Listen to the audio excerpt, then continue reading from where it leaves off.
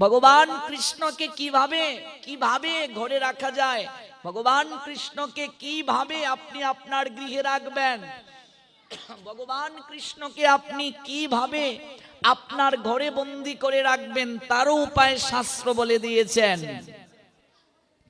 ভগবান কৃষ্ণকে কিভাবে আপনার গৃহে রাখবেন বন্দী করে, এটাও শাস্ত্র বলে দিয়েছেন। সুভদ্রার নিজের চেতনায় রইলেন না, তিনিও কৃষ্ণ কথা শ্রবণ করে প্রেমে বিগলিত হয়ে গেলেন। একদিকে এসে বলরাম দাঁড়ালেন, একদিকে কৃষ্ণ। পাগলের মতো কথা শ্রবণ করে চলে আসলেন। কৃষ্ণ কথা শ্রবণ করতে করতে সমস্ত শরীর প্রেমে বিগলিত হয়ে গেল, ভাবে বিভোর হয়ে গেলেন। এই যে জগন্নাথ বলরাম সুভদ্রার যে আমরা বিগ্রহ দেখি, এটা প্রেমে বিগলিত তনু, অর্থাৎ কৃষ্ণ কথা শ্রবণ করতে করতে তন্ময় হয়ে গিয়েছিলেন, শরীর গলে গিয়েছে, ভাবে বিভোর হয়ে গিয়েছেন। কৃষ্ণ কথার শক্তি এমন, কৃষ্ণ কথা যেখানে কীর্তন হয়, ভগবান তার স্বধামে থাকতে পারেন না। নারদকে বললেন, ন অয়ম তিষ্ঠামি বৈকুণ্ঠে, আমার কথা যেখানে কীর্তন করা হয়, আমরা তো মাইক্রোফোন দিয়ে বলছি, এই শব্দটা একটু দূরে যাওয়ার জন্য, কিন্তু আপনি ভগবানের কথা মাইক্রোফোন ছাড়াও যদি মনে মনেও যদি অনুধান করেন, এই কথা সঙ্গে সঙ্গে বৈকুণ্ঠ পর্যন্ত পৌঁছে যায়। এত শক্তি কৃষ্ণ কথার। নয়ম তিষ্ঠামি বৈকুণ্ঠে, তিষ্ঠামি মানে অবস্থান করা। ভগবান বলছেন, আমি বৈকুণ্ঠেও থাকি না, থাকতে পারি না। কেন পারো না? এই কৃষ্ণ কথার শক্তি এমন, আমাকে ওই জায়গা থেকে টেনে নিয়ে আসে। নয়ম তিষ্ঠামি বৈকুণ্ঠে, বৈকুণ্ঠেও আমি অবস্থান করতে পারি না।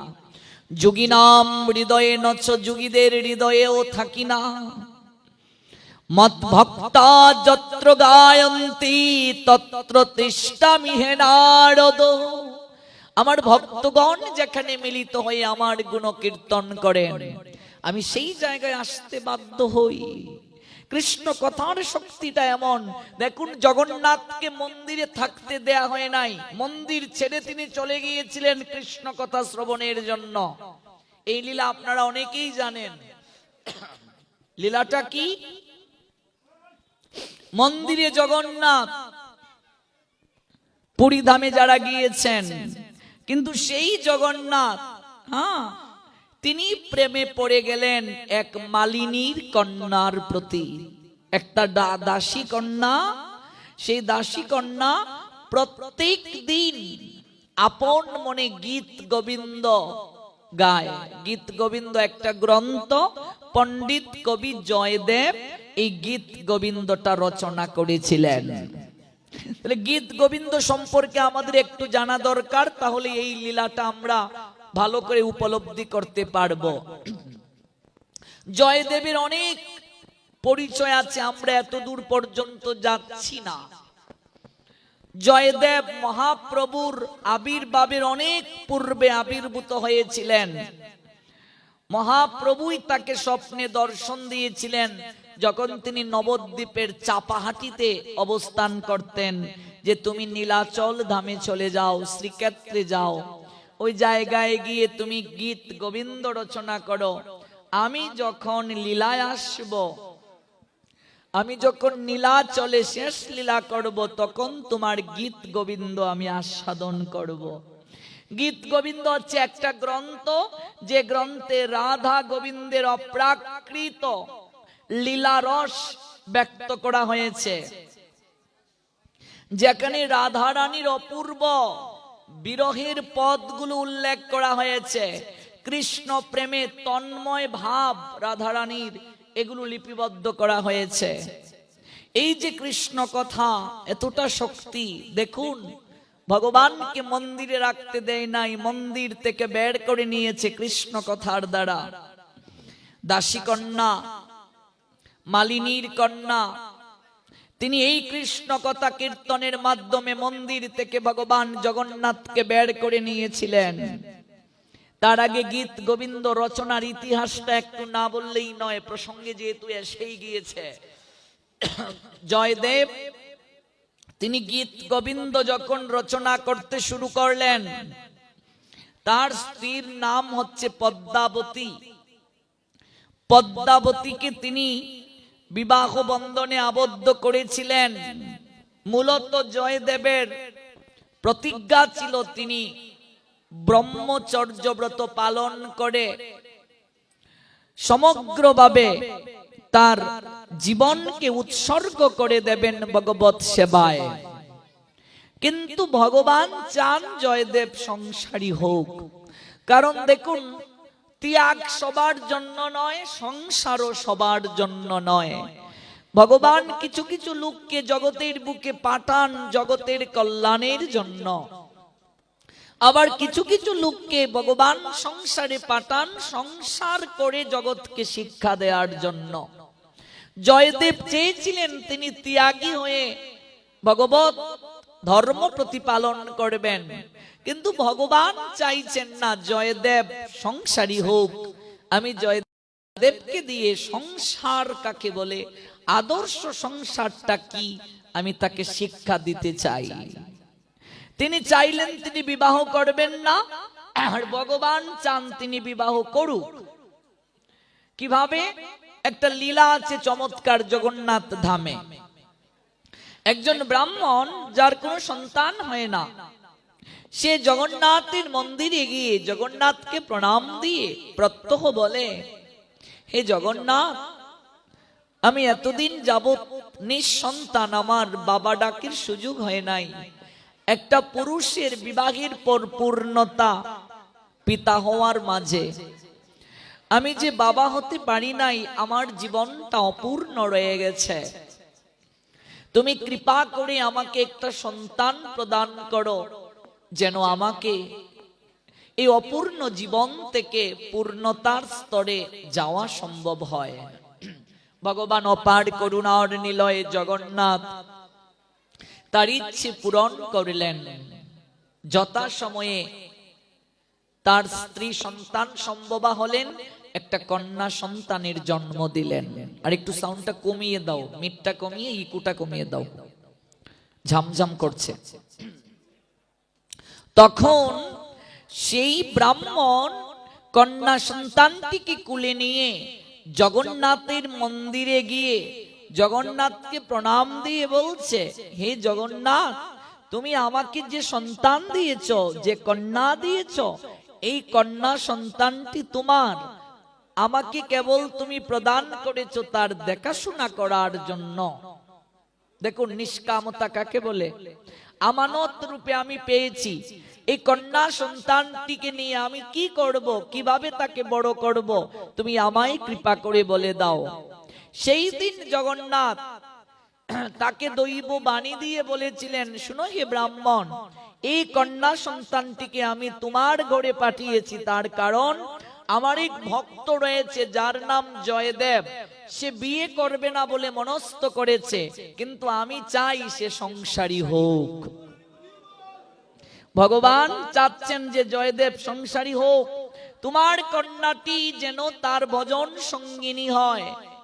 এই জন্য ওই কন্যা সন্তানটি যখন বড় হবে, তুমি জয়দেবের নিকটে গিয়ে সমর্পণ করে দিয়ে আসবে। কন্যা সন্তানটির নাম কি হবে? জগন্নাথ বললেন, তার নাম রাখো পদ্মাবতী। কন্যার নাম রাখা হলো পদ্মাবতী। যথা সময়ে পদ্মাবতীকে নিয়ে জয়দেবের কাছে, জয়দেব একজন কবি, পণ্ডিত কবি, তিনি অনেক শাস্ত্রে পারঙ্গম। মহাপ্রভু আবির্ভূত হওয়ার আগেই তিনি আবির্ভূত হয়েছিলেন, অনেক গ্রন্থও তিনি রচনা করেছিলেন। জয়দেবের নিকটে গিয়ে ব্রাহ্মণ অনুনয় করে বলছেন, আমার এই কন্যাটিকে আমি তোমার নিকটে সমর্পণ করে দিতে এসেছি বাবা। আপনি কে? আমি ব্রাহ্মণ, দরিদ্র ব্রাহ্মণ। আপনি কি জানেন যে আমি দ্বার গ্রহণ করব কি না? আমি তো জানি না বাবা, জগন্নাথ আজ্ঞা করে বলেছেন তোমার নিকটে আমার কন্যাটিকে সমর্পণ করে দেওয়ার জন্য। জগন্নাথ চান তুমি সংসারী হও, জগৎকে আদর্শ সংসার কি শিক্ষা প্রদান করো। অবাক হয়ে গেলেন পণ্ডিত কবি জয়দেব, কারণ তিনি মনস্থ করেছেন তিনি সংসারী হবেন না। সংসার সবার জন্য নয়, ভগবান যাকে দিয়ে চান জগৎকে শিক্ষা দেওয়ার জন্য সংসার তিনি করবেন। আবার ত্যাগও সবার জন্য নয়, ভগবান যাকে দিয়ে ত্যাগ শিক্ষা জগতের বুকে দিতে চান তার জন্যই ত্যাগ। পণ্ডিত কবি বললেন আমি এই যন্ত্রণাময় কারাগারে যেতে চাই না, আপনি আপনার কন্যাটিকে নিয়ে আপনার গৃহে প্রত্যাগমন করুন।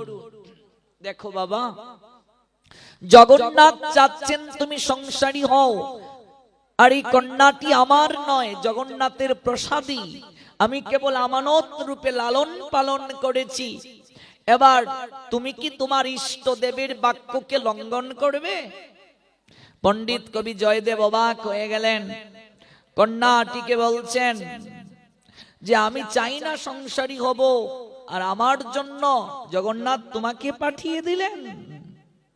জগন্নাথ কি চান আমি জানি না, তবে তিনি যেহেতু চান আমি সংসারী হই, তাহলে তার ইচ্ছেই পূরণ হোক।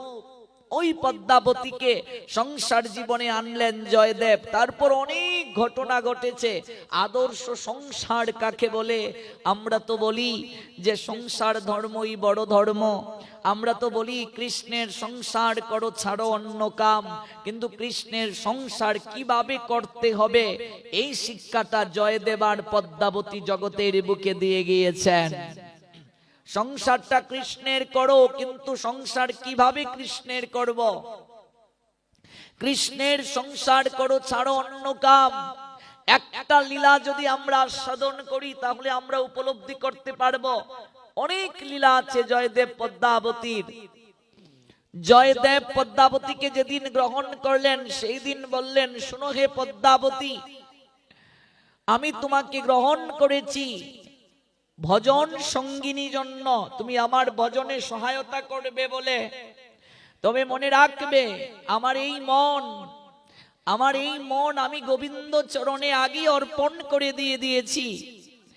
একটা মন তো আর কজনকে দেওয়া যাবে? যেমন ভগবানকে দিয়ে দিয়েছি তোমাকে দেব কি করে?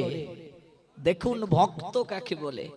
আমার এই মন গোবিন্দকে দিয়ে দিয়েছি, তাহলে আমি তোমায় কিভাবে দেব? এরপরও ভগবান চান তুমি আমার ভজন সঙ্গিনী হও, তুমি আমায় ভজনে সহায়তা করো। কাজে আমার নিকট থেকে ভজনে আমিও তোমায় সহায়তা করব, তুমিও আমায় সহায়তা করবে। সেই থেকে পদ্মাবতী স্বামীর আগেই ঘুম থেকে উঠে যান, সকল কার্য সম্পাদন করে নেন। এবার জয়দেব মনে মনে ভাবছেন, আমি বিয়ে করে যাকে আনলাম, এখন তো দেখা যাচ্ছে আমার স্ত্রীর কারণে আমার ভজন কমে যাচ্ছে। কারণ আমি ভোরবেলা উঠে ভগবানের কার্য করতাম, এখন আমার পূর্বে স্ত্রী উঠে সকল কার্য করে নিচ্ছে, তার মানে ভজন থেকে আমি বঞ্চিত হয়ে যাচ্ছি। কারণ ভজনটা এমন এক জিনিস, স্বামী স্ত্রী আমরা ভাবি সংসারে ঠাকুর সেবা ভগবানের কার্য এটা স্ত্রীর দায়িত্ব, স্ত্রী করবে, কিন্তু মনে রাখবে আমি করলে কৃপাটা আমার, উনি করলে উনার। সংসারে কেউর পাপ কেউ নেয় না, কেউর পুণ্য কেউ নেয় না। আমার উদ্ধারের পথ আমাকেই পরিষ্কার করতে হবে, আমার পুণ্য আমাকেই সঞ্চয় করতে হবে, আমার সুকৃতি আমাকেই সঞ্চয় করতে হবে। কেউ আমাকে উদ্ধারে সহায়তা করবে না। জগতে কেউর পাপ কেউ নেয় না। পদ্মাবতী সকল কার্য আগেই করে নেন। জয়দেব অবাক হয়ে গেলেন। এই জয়দেবের আরাধ্য বিগ্রহ হলো রাধা মাধব। আমরা দেখবেন কার্তিক মাসে যখন কীর্তন করি তখন আমরা কিন্তু গোস্বামীগণের বিগ্রহকে যখন আমরা স্মরণ করি তখন কিন্তু আমরা প্রথমেই বলি, জয়দেবের প্রাণধন হে জয় রাধা মাধব, রাধা মাধব, রাধা মাধব রাধে। এই রাধা মাধব হচ্ছেন জয়দেবের প্রাণধন। অর্থাৎ তার আরাধ্য বিগ্রহ। রাধা মাধবের সেবা সুষ্ঠুভাবে করে আসছেন জয়দেব পদ্মাবতী। এতটাই সেবায় দুজন বিমোহিত হয়ে গেলেন, রাধা মাধবী তাদের ধ্যান, তাদের জ্ঞান, তাদের একমাত্র অনুরাগের পাত্র হয়ে দাঁড়িয়েছেন। কি করে রাধা মাধবকে ভালো রাখা যায়, কি করে তাকে আনন্দে রাখা যায়, কি করে তাকে সন্তুষ্ট করা যায়, এই নিয়েই তাদের সংসার। দেখুন, আমরা একটা বস্ত্র যদি আনি, এই বস্ত্রটা আমাদের জন্য, কিন্তু জয়দেব পদ্মাবতী শিখিয়ে দিলেন, দেখিয়ে দিলেন, আমি একটা শাড়ি কিনে আনবো, আগে সেই শাড়িটা রাধারানীকে দিতে হবে, তুমি পরবে, কিন্তু রাধারানীকে প্রথমে দাও, তারপর প্রসাদী শাড়ি তুমি পরিধান করো। পরবো আমি, কিন্তু কেবল আমার মনোবৃত্তিটাকে একটু ডাইভার্ট করে দিয়ে দিতে হবে।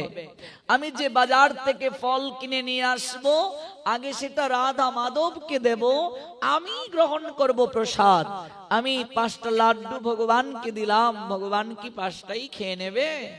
আমার জন্যই রাখছেন, কিন্তু ভগবান কেবল দেখছেন আমার প্রদত্ত জিনিস আমাকে দেয়ার মন আছে কিনা।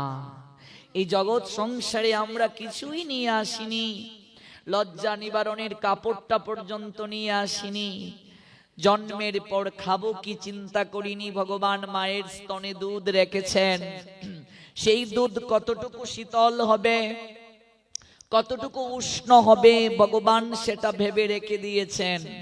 এত কিছু তার কৃপায় পেলাম, তার জিনিস তাকে দেয়ার মন আছে কিনা কেবল ভগবান সেটাই দেখেন, আর কিছু দেখেন না। তুমি করিয়া সৃজন প্রভু করতেছ পালন, তুমি বিনা বান্ধব কেহ নাই রে ত্রিভুবন। তোমার ধন তোমায় দিতে মতি যেন রয় মনে। হে গোবিন্দ, আমার তো জগতে কিছু নেই, আমার বলতে কিছুই নেই, এই যা কিছু সবকিছুই তো তোমার। তোমার প্রদত্ত ধন তোমাকে দেওয়ার মন আমার যেন সব সময় থাকে, আমি যেন তোমার সকল কিছু তোমাকে দিয়ে তোমার প্রসাদ গ্রহণ করতে পারি।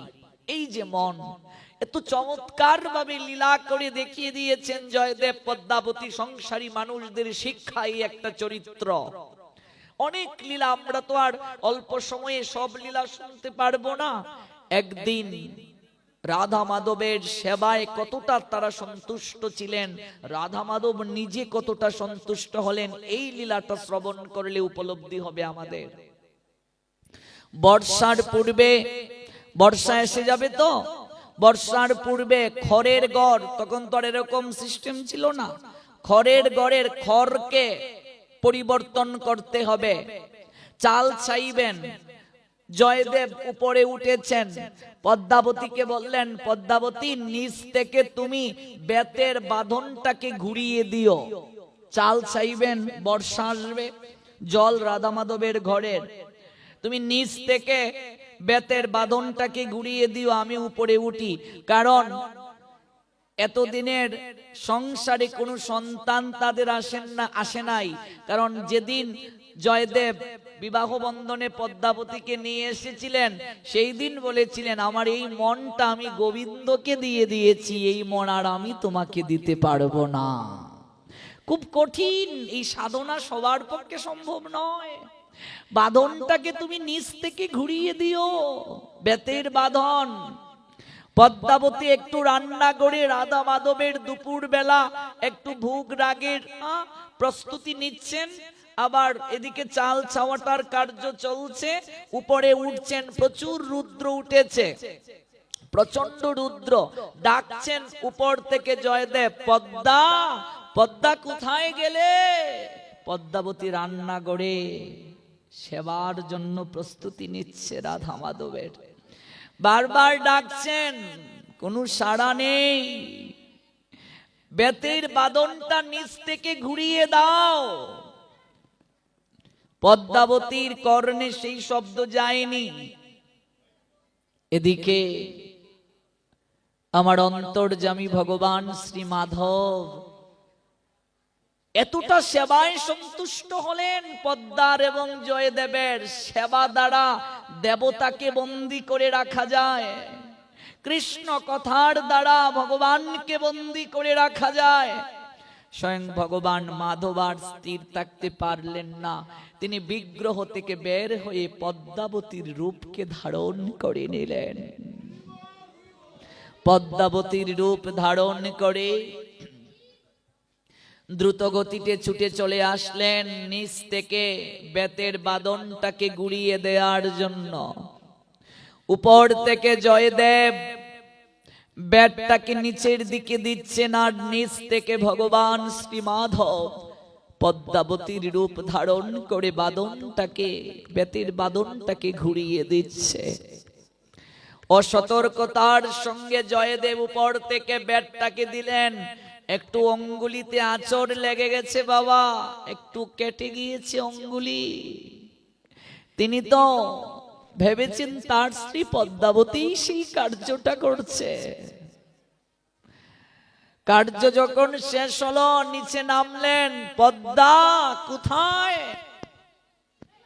রাধা মাধবের সেবার সকল প্রস্তুতি কার্য শেষ,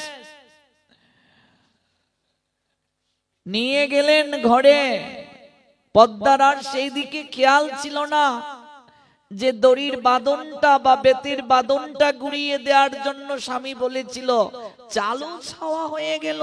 এটাই তো ভগবান কার্য করেন যুগ মায়ার দ্বারা আবৃত হয়ে লীলায়, এই সময় মায়ার দ্বারা আবৃত রাখেন। তবে একটা কিছু জগতের বুকে দৃষ্টান্ত রেখে যান ভগবান জগৎকে শিক্ষা দেওয়ার জন্য। ঘরে প্রবেশ করলেন, গিয়ে দেখেন রাধা মাধব যে প্রতিষ্ঠিত বংশীদারি গোবিন্দ আমার ত্রিবঙ্গ ভঙ্গিম রূপ, তার অঙ্গুলির এই জায়গা থেকে ফুটা ফুটা করে রুধির ঝরছে। বাবা অবাক হয়ে গেলেন জয়দেব, কি করে সম্ভব? পদ্মা এমন কেন? আমার মাধবের অঙ্গুলি থেকে রুধির কেন ঝরছে? পদ্মা আমার মাধবের কি হলো? তার অঙ্গুলি থেকে রুধির কেন ঝরছে? জয়দেবের প্রাণদন হচ্ছে রাধা মাধব, তার আরাধ্য বিগ্রহ। নিজের শরীরের কষ্টটাকে জয়দেব কষ্ট অনুভব করে না, কিন্তু রাধা মাধবকে কস্মিন কালেও সে কোনো কষ্ট দিতে চায় না। কিন্তু আজকে ত্রিবঙ্গ ভঙ্গিমধারী মাধবের বিগ্রহ থেকে এখনো দৃশ্য অবলোকন করে জয়দেব আচারীকে এই বিগ্রহের চরণে পড়ল, হে মাধব, আমি কি কোনো অপরাধ করেছি? তোমার এই জায়গা থেকে রুধির কেন পড়ছে? আমরা বলি পাথরের বিগ্রহ, হ্যাঁ, পাথরের বিগ্রহে কি প্রাণ আছে? পাথরের বিগ্রহে অনুরাগ ভক্তিতে প্রাণের সঞ্চার হয়ে যায় বাবা। ভক্তি আর অনুরাগ যেখানে গভীর, পাথরের বিগ্রহেও প্রাণের সঞ্চার হয়ে যায়। মীরাবাইকে তার মা বলেছিলেন, যখন গিরিধারীর চিত্রপটটা নিয়ে মীরার সামনে তুলে ধরা হয়েছিল, মীরা যখন আবদার করেছিল পাশের বাড়িতে বাজনা বাজছে, বর আসবে, আমার বর কবে আসবে, অবুঝ বালিকাকে বুঝ দেওয়ার জন্য তার মা গিরিধারীর একটা চিত্রপট এনে বলেছিলেন, মীরা এই তোর বর। মীরা বলেছিলেন, আমার বর আমার সঙ্গে কি কথা বলবে? কথা কেন বলছে না? মীরার মা বলেছিলেন, মারে এ হলো গিরিধারী লাল, এই গিরিধারী লাল সবার সঙ্গে কথা বলে না মা।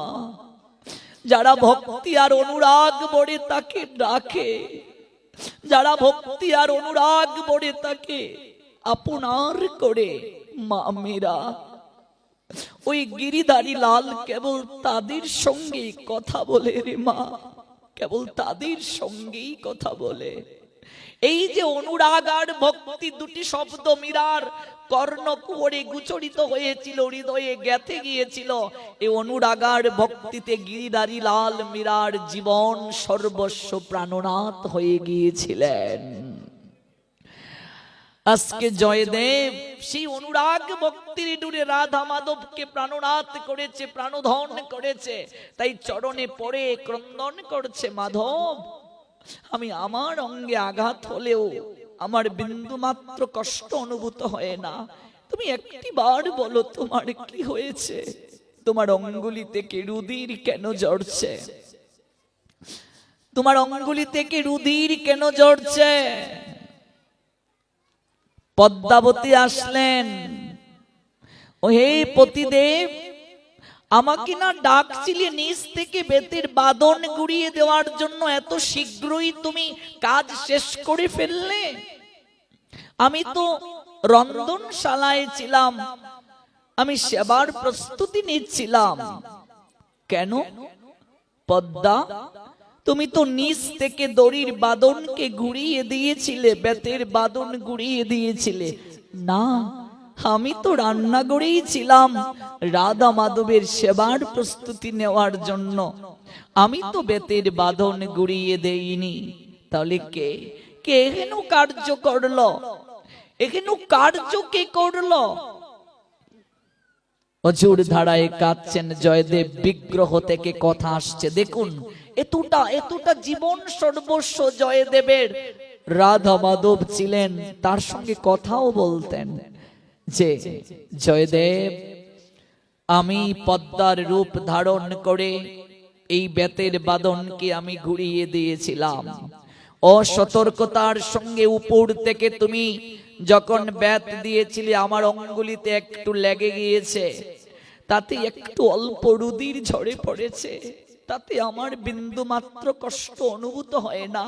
কিন্তু আমার সবচেয়ে বেশি কষ্ট অনুভূত হয়েছিল এই জ্যৈষ্ঠের খররুদ্রে তুমি এতটা সময় রুদ্রের মাঝে আমার ঘরের চাল চেয়েছিলে। তোমার কষ্টটা দেখে আমি ঠিক থাকতে পারিনি, তাই আমি বিগ্রহ থেকে পদ্মাবতীর রূপ ধারণ করে আমি তোমার কাজে সহায়তা করেছিলাম। জয়দেব, আমি যে তোমাকে অনেক ভালোবাসি, আমি যে তোমাকে প্রাণ থেকে ভালোবাসি। ভক্ত ভগবানের সেবা করে সন্তুষ্ট হতে চায়। মাধব বলছেন, জয়দেব শুধু কি সেবক মনিবের সেবা করে সন্তুষ্ট পেতে চায়? শাস্ত্র জানিয়ে দিলেন তার চেয়ে অধিক ভগবান সুযোগ খুঁজেন ভক্তের সেবা করার জন্য। তার চেয়ে অধিক আনন্দ পান ভগবান ভক্তির সঙ্গে মিলিত হওয়ার জন্য। আজকে সেই লীলা করে দেখিয়ে দিলেন। আমাদের আলোচ্য বিষয় ছিল কৃষ্ণ কোথায়? কৃষ্ণ আছেন, কৃষ্ণ